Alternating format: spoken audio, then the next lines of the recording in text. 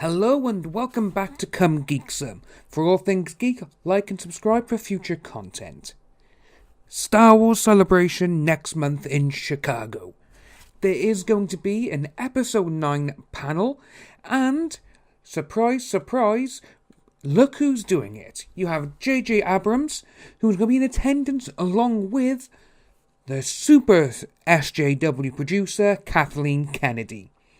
There is a promise that other special guests and surprises will appear, but a lot of people are suspecting that it will most likely be Daisy Ridley, Oscar Isaac, and John Boyega in an emotional hug circle for an hour, who will probably just sit there and weep about the huge emotion that they've gone through because it's the last ever Skywalker film. So, it's going to be interesting to see, because obviously Kathleen Kennedy is turning up there. And obviously there's been a lot of shit thrown at her recently over the last year. And mostly because of her SJW frontiering and the way that she actually hired Kira Hart and a few other key people who were potentially destroying the Star Wars universe. So it'd be nice to see what kind of questions that the audience have to ask. I'm pretty sure that Kathleen Kennedy will stay away from anything about The Last Jedi and how that has affected quite a few people. Obviously, they will say that obviously millions of people loved The Last Jedi, but millions of people also hated The Last Jedi. They'll probably just throw out there, well, it did make $1.3 billion, so the majority of people can't be wrong. Well, see, with that, a film can be very profitable, but still be rubbish. That's what a lot. You got a lot, and I mean a lot of people hate Avatar, and that's the biggest film ever. Still to this date, a decade later, no one has been able to top Avatar's $2.7 billion. So I fall in the category that I actually do like Avatar. It's not really rewatchable though. I will admit that.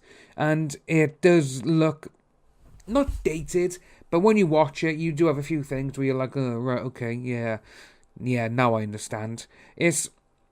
Don't get me wrong, it is basically Fern Gully and Pocahontas, but in space.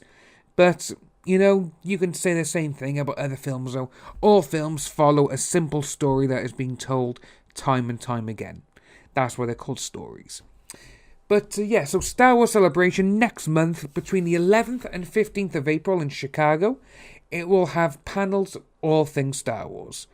There's going to be new theme park attractions that are going to be on show there for when they open up. Obviously Galaxy Edge will be among the goodies being pimped. But now that we know, not a surprise, but still Episode 9 will be featured.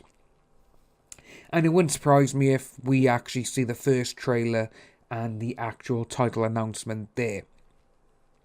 And we'll probably see a few other things. I'm pretty sure you will see Mark Hamill there. Maybe Harrison Ford, you never know.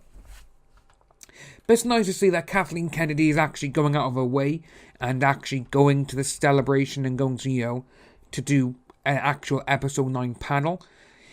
It's obviously they will be fearing about what's happened, obviously due with The Last Jedi, then the backlash from what happened there. Then 5 months later, it was going from $1 billion each film in the franchise, to it was a guaranteed billion, no matter what, for 3 years straight.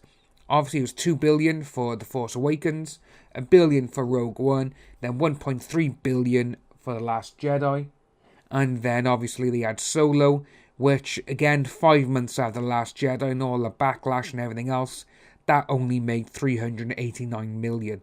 So it's the first ever Star Wars film to bomb, which is crazy when you think about it. Even the old one, even the Phantom Menace has made just under $1 billion or just over $1 billion. Again, that has had re-releases, but still, it's close to that money than Solo ever did. Well. If you are new to the channel, like and subscribe, hit the notification bell for the ding, and we'll see you soon.